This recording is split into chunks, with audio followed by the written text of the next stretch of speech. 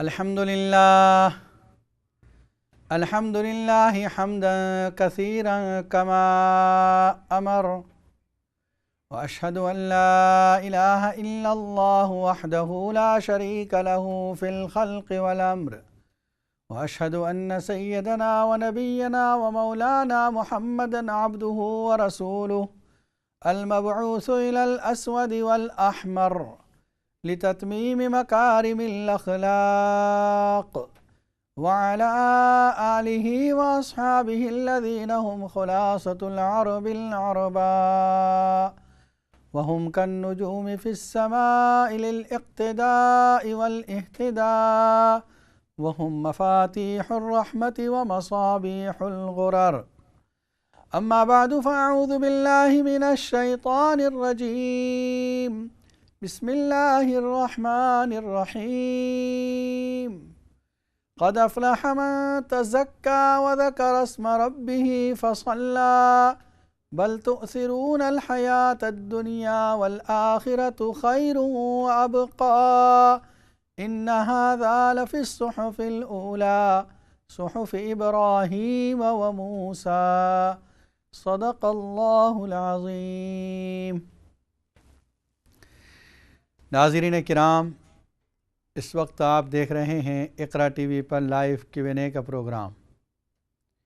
مفتی محمد اشفاق آپ کی خدمت میں حاضر ہیں، اور جیسا کہ آپ حضرات کو علم ہے، یہ پروگرام منڈے ٹو فرائیڈے اسی وقت ہوا کرتا ہے، اور پروگرام کے پہلے حصے میں کسی موضوع پر گفتگو کی جاتی ہے، اور دوسرے حصے میں آپ کے لائیو سوالوں کے جوابات دیے جاتے ہیں، اور آج وینسڈے ہے اس لیے خواب کی تعبیرات بھی بتائی جائیں گی۔ گزشتہ ہفتے جو سورت چل رہی تھی سورہ اعلیٰ، اس کی کچھ آیتیں باقی رہ گئی تھیں۔ سبح اسم ربک الاعلیٰ اور هل اتاک حدیث الغاشیہ مضمون کے اعتبار سے یہ جوڑ ہے۔ اس وقت کچھ مناسبتیں بتائی تھی کہ فذکر ان نفعت الذکریٰ سبح اسمہ میں ہیں، اور فذکر انما انت مذکر یہ سورہ غاشیہ میں ہے۔ یہاں پر الذی خلق فسوی، وہ ذات جس نے پیدا کیا، کیا پیدا کیا، وہ اس صورت میں ہے۔ افلا ینظرون الی الابل کیف خلقت والی السماء کیف رفعت۔ اس صورت میں سبح اسم میں النار الکبریٰ کہا، اور سورہ غاشیہ میں عذاب الاکبر کہا، یہ دونوں کے درمیان مناسبت ہے۔ جو آیتیں باقی تھی، اچھا ایک بات اور بھی بتائی تھی کہ یہ جو دو صورتیں ہیں، نبی اکرم صلی اللہ علیہ وسلم اکثر جمعے کی نماز میں 2 رکعت میں، پہلی رکعت میں سبح اسم ربک الاعلیٰ اور دوسری رکعت میں هل اتاک حدیث الغاشیہ پڑھتے تھے، اور اس کی وجہ یہ ہے کہ فذکر تذکیر کے معنی ہوتے ہیں نصیحت کرنا، واعظ کرنا، اور چونکہ جمعے سے پہلے بھی اور عید کے دن بھی واعظ و نصیحت کی جاتی ہے، خطبہ دیا جاتا ہے، اس وجہ سے فذکر کے موضوع کے ساتھ یہ دونوں صورتیں مناسبت رکھتی ہیں۔ قد افلح من تزکا، کامیابی کیا ہے، اس کو اللہ تعالیٰ نے اس آیت میں ذکر فرما دیا۔ کامیاب ہوا وہ شخص جس نے اپنے دل کو صاف کر لیا۔ تزکیہ کسے کہتے ہیں؟ دلوں سے تمام گندگیوں کو، شرک و کفر کو، برائیوں کو، حسد کو، کبر کو نکال دینا اور اس کے اندر اچھائیاں ڈال دینا۔ جہاں نبی اکرم صلی اللہ علیہ وسلم کے بھیجے جانے کے مقصد کو قرآن نے ذکر فرمایا، وہاں یہ لفظ تینوں جگہ موجود ہے، سورہ بقرہ میں، سورہ آل عمران میں، اور سورہ جمعہ کے اندر۔ لقد من اللہ علی المؤمنین اذ بعث فیہم رسولا منہم یتلو علیہم آیاتہ ویزکیہم ویعلمہم الکتاب والحکمہ۔ مقاصد بعثت 3 ہیں، تلاوت کتاب، اور کتاب کے ساتھ ساتھ تعلیم کتاب، اور تزکیہ قلب، دل کو صاف کرنا۔ یہ اللہ کے نبی صلی اللہ علیہ وسلم کے بھیجے جانے کے مقاصد میں سے ایک ہے۔ سورہ بقرہ میں ربنا وبعث فیہم رسولا منہم یتلو علیہم آیاتک ویعلمہم الکتاب والحکمت ویزکیہم، اور سورہ جمعہ میں بھی اسی طرح کا لفظ وَيُزَكِّيهِمْ کے بعد ختم ہوتا ہے۔ تو تزکیہ کا مطلب ہے کہ دلوں سے برائیوں کو نکالنا اور اچھائیوں کو بھرنا۔ وہ شخص کامیاب ہو گیا جس نے اپنے دل کو صاف کر لیا۔ نبی اکرم صلی اللہ علیہ وسلم نے صحابہ کرام کے دلوں کی صفائی کر لی، ایسی صفائی کر لی کہ وہ لوگ جو آپس میں ایک دوسرے کے دشمن تھے بھائی بھائی بن گئے۔ وہ کدورت، وہ نفرت، وہ خلش، وہ رنجشیں سب ختم ہو گئی، بھائی بھائی کی طرح ہو گئے اور ایک دوسرے کے لیے قربان ہونے کا جذبہ آ گیا۔ کہاں تو بت پرستی تھی اور آج توحید پرستی آ گئی، کہاں رسول اکرم صلی اللہ علیہ وسلم کی دشمنی تھی، کہاں آپ صلی اللہ علیہ وسلم کی ایسی محبت کہ آپ پر جان نثار کرنے کو تیار۔ یہ تزکیہ۔ تو کامیاب وہ شخص ہے جس نے اپنے دل کو صاف کر لیا۔ وَذَكَرَ اسْمَ رَبِّهِ فَصَلَّى، اور رب کے نام کا ذکر کیا۔ تزکیہ کیسے حاصل ہوگا؟ اس کا طریقہ، رب کے نام کا ذکر کرے۔ یہ جو اللہ والے کہتے ہیں اللہ اللہ کریں، ذکر اللہ کریں، اتنے کلمات روزانہ پڑھیں، یہ تسبیح صبح میں، ایک تسبیح شام میں، یہ کیا ہے؟ اللہ کے نام کا ذکر جب ہوگا تو دل صاف ہوگا۔ حدیث میں آتا ہے لِكُلِّ شَيْءٍ ثَقَالَةٌ، ہر چیز کے لیے صاف کرنے کی کوئی چیز ہوتی ہے، رشٹ لگ جاتا ہے، اس کو بھی صاف کرنے کے لیے کوئی نہ کوئی چیز بنائی جاتی ہے۔ دل کی صفائی کا ذریعہ اللہ کا ذکر ہے۔ جو جتنا زیادہ اللہ کا ذکر کرے گا اس کا دل صاف ہوگا۔ اور آگے فرمایا فصلی، ذکر بھی کرے اور نماز بھی پڑھ لی اس نے۔ یہ کامیاب شخص ہے، دل کی صفائی ہوئی، اللہ کا ذکر کیا، فصلی اور نماز پڑھی۔ بعض علماء فرماتے ہیں اس سے جمعہ اور عیدین مراد ہیں۔ جمعہ میں تو یہی ترتیب ہے کہ پہلے اللہ کے نام کا ذکر کیا جاتا ہے، تذکیر، اور اس کے بعد نماز پڑھی جاتی ہے۔ اور عید کے دن بھی نماز اور تذکیر موجود ہے، اس وجہ سے ذکر اسم ربہ فصلی یہ مراد ہے۔ بعضوں نے فرمایا کہ یہ لفظ فصلی جو ہے یہ اختتام ہے، شروع کرتے ہیں اللہ کے نام کے ساتھ۔ جب ہم نماز شروع کرتے اللہ اکبر، تلاوت بھی اللہ کا ذکر ہے، اور جب رکوع اور تسبیح، رکوع میں جو تسبیح پڑھتے ہیں وہ بھی اللہ کا ذکر ہے، سجدے میں جو تسبیح پڑھتے ہیں وہ بھی اللہ کا ذکر ہے، اور یہ نماز کا تذکرہ آ گیا۔ گویا جس شخص کا دل صاف ہو گیا اس نے ذکر رب بھی کیا، نماز بھی ادا کر لی۔ بل تؤثرون الحیات الدنیا والآخرۃ خیر وابقیٰ، اس میں اللہ تعالیٰ نے ایک ہماری بیماری کو ذکر کیا، انسان کی جو مین بیماری ہے، جس کو ہم کہہ سکتے ہیں تمام بیماریوں کی جڑ جو ہے وہ یہ ہے، جس کو سورہ قیامہ میں دوسرے الفاظ میں ذکر کیا، کلا بل تحبون العاجلہ وتذرون الآخرہ، تم دنیا سے محبت کرتے ہو، آخرت کو چھوڑ رکھے ہو۔ اسی بیماری کو اللہ نے یہاں پر فرمایا بل تؤثرون الحیات الدنیا، تم ترجیح دیتے ہو، پرائیورٹی دیتے ہو دنیا کی زندگی کو، والآخرۃ خیر وابقیٰ، حالانکہ آخرت یہ زیادہ بہتر بھی ہے اور باقی رہنے والی ہے۔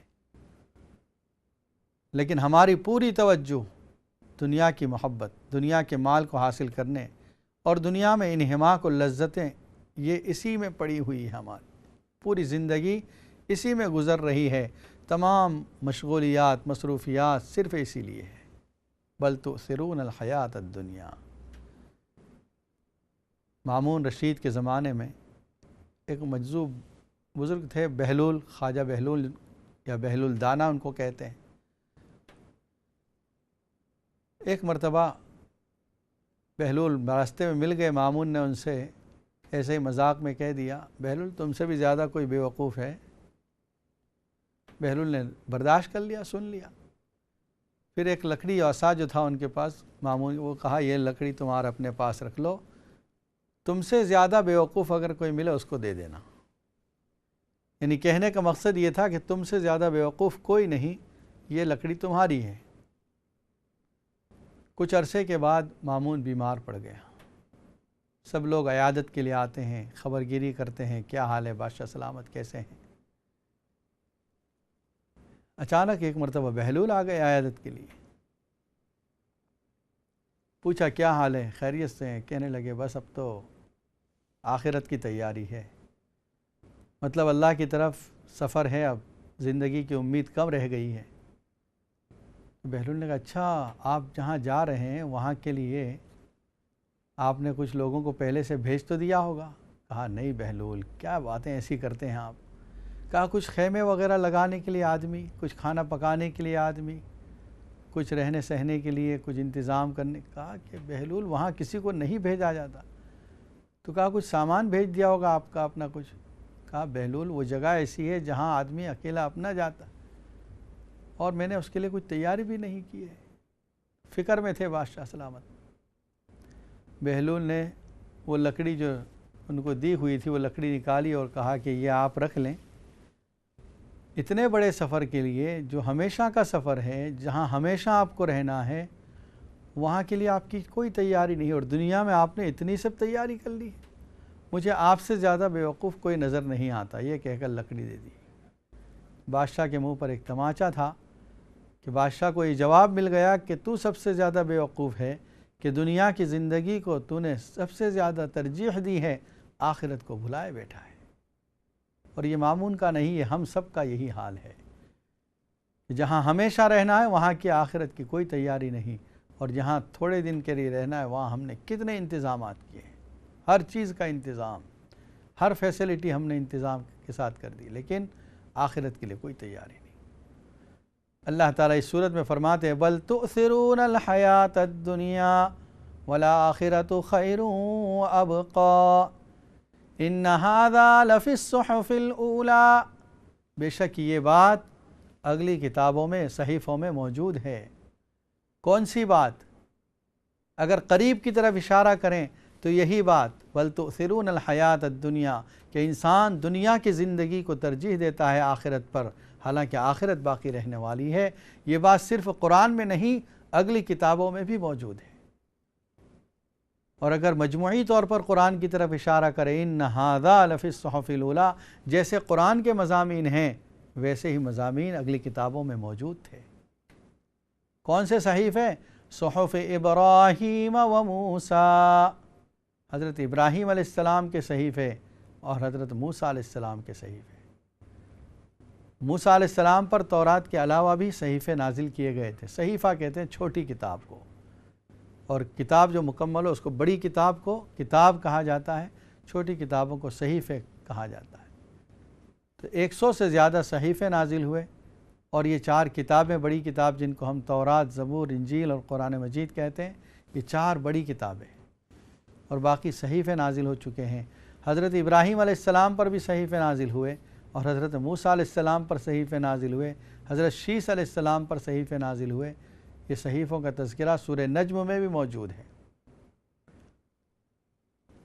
تو اللہ تعالیٰ نے اگلی کتابوں میں بھی قرآن مجید کے جو مضامین ہیں اس کو ذکر کیا ہے۔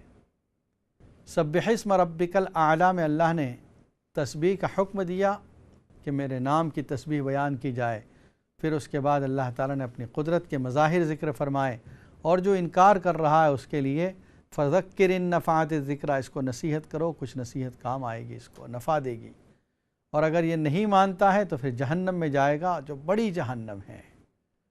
اور اس کے بعد ان لوگوں کا تذکرہ کیا جو کامیاب ہیں، قد افلح من تزکیٰ وذکر اسم ربہ فصلی، جس نے رب کا نام لیا اور نماز پڑھی وہ کامیاب ہے۔ پھر اس کے بعد مرض انسان کی جو اصل بیماری تھی اس کو ذکر کیا، دنیا کی زندگی کو ترجیح دیتے ہیں آخرت کے مقابلے میں۔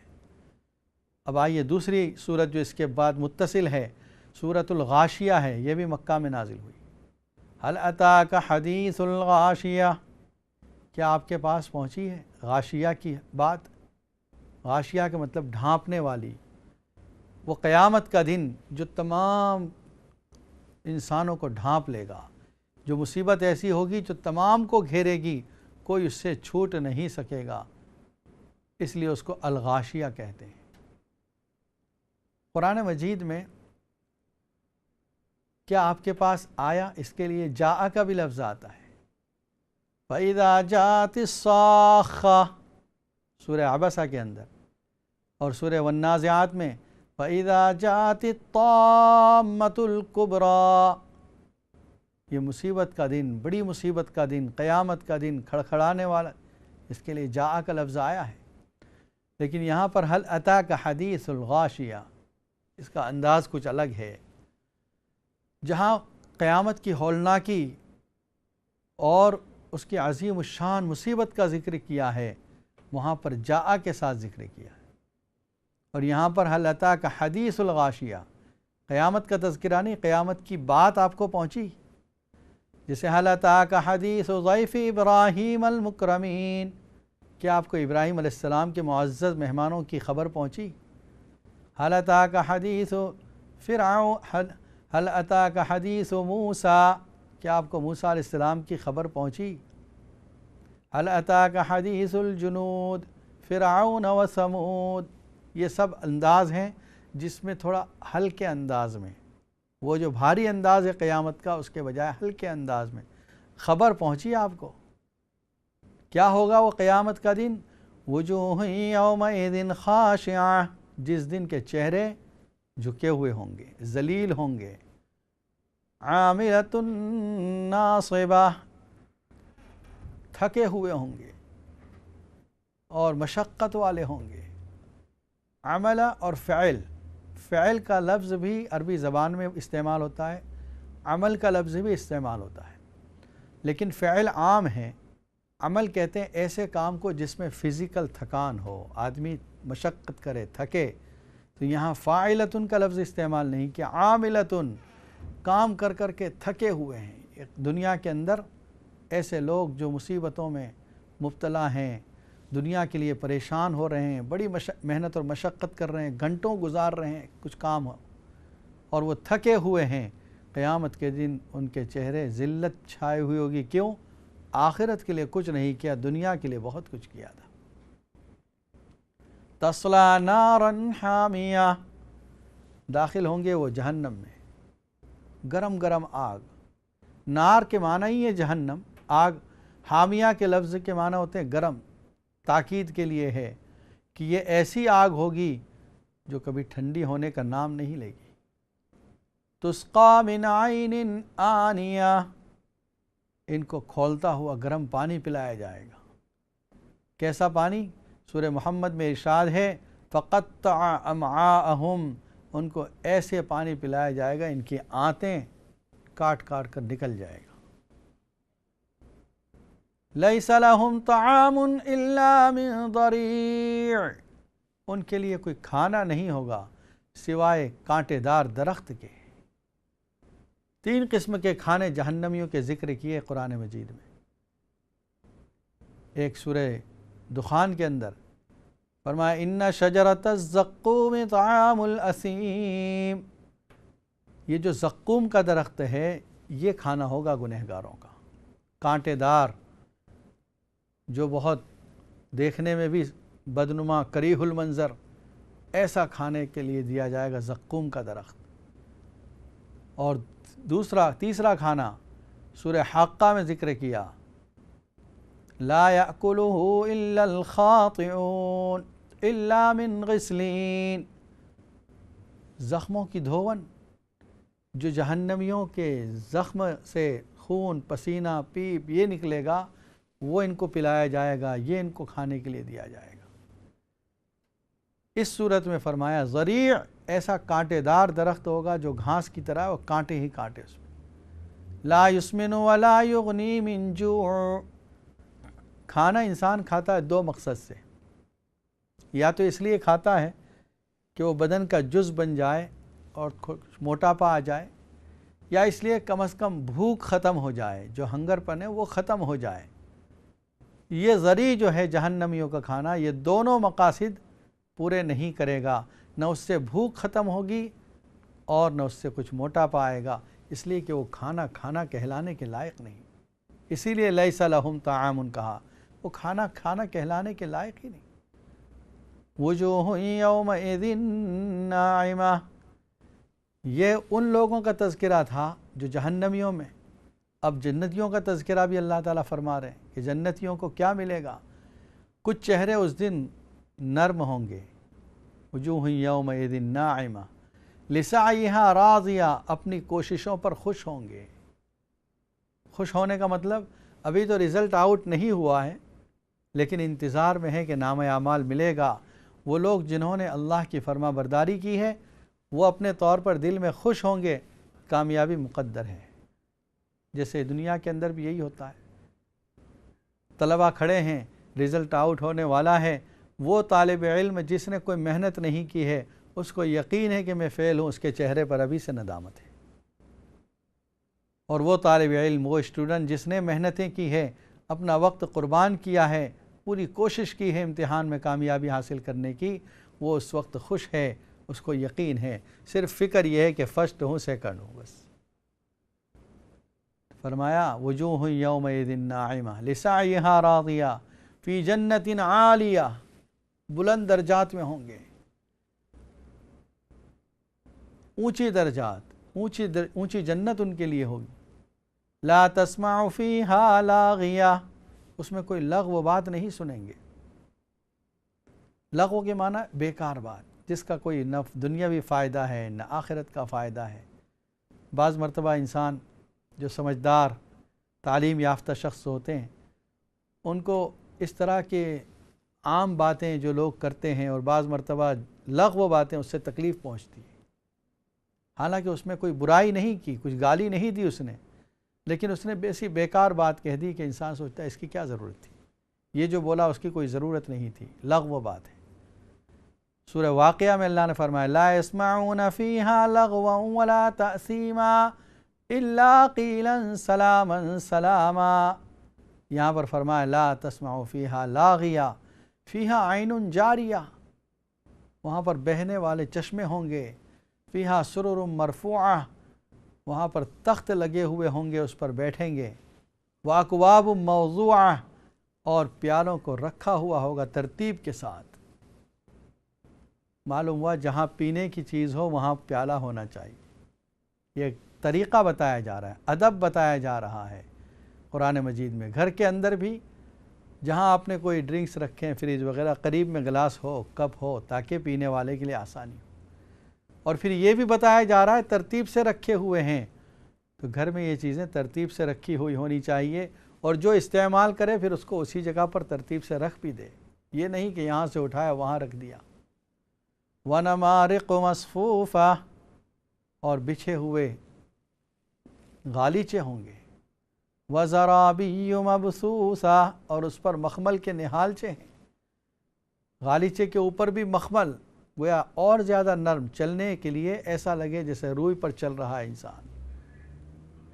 قرآن مجید میں جنت کی صفات کئی جگہوں پر آئی، اور یہاں یہ غالیچوں کا ذکر آیا۔ ہمارے یہاں کارپیٹ ہوتے ہیں، اس کے اوپر بھی پھر کارپیٹ کا ٹکڑا رگ بچھائی جاتی ہے، فرمایا اسی طریقے سے جنت کے اندر ڈبل ہوگا، وہ نرم نرم، چلنے کے لیے بہت آسان۔ افلا ينظرون الى الابل كيف خلقت، اب یہاں سے مضمون بدل رہا ہے۔ شروع میں جیسے ہی هل اتاک حدیث الغاشیہ، یہ صورت شروع ہوئی، جہنمیوں کا تذکرہ، اور اس کے بعد جنتیوں کا تذکرہ آیا، فی جنت عالیہ وجوہ یومئذ ناعمہ، یہاں سے اب اس کے بعد آ رہا ہے وہ تذکرہ کہ اللہ تعالیٰ اپنی قدرت کی کچھ نشانیاں ذکر فرماتے ہیں۔ افلا ينظرون الى الابل كيف خلقت، کیا یہ لوگ نہیں دیکھتے اونٹ کی طرف کیسے پیدا کیا گیا؟ ویسے تو ہر مخلوق، انسان ہو، جانور ہو، حتیٰ کہ مکڑی ہو، حتیٰ کہ چونٹی، اللہ کی قدرت کی نشانی ہے۔ خاص اونٹ کو اس لیے ذکر کیا گیا، اس وقت عرب کے ماحول میں ان کے لیے یہ بہت عظیم جانور تھا۔ ناظرین کرام، اس وقت آپ دیکھ رہے ہیں اقرا ٹی وی پر لائیو Q&A کا پروگرام، مفتی محمد اشفاق آپ کی خدمت میں حاضر ہیں۔ بریک کے بعد انشاءاللہ آپ کے لیے لائیو کالوں کا سلسلہ جاری کیا جائے گا۔ السلام علیکم ورحمۃ اللہ وبرکاتہ۔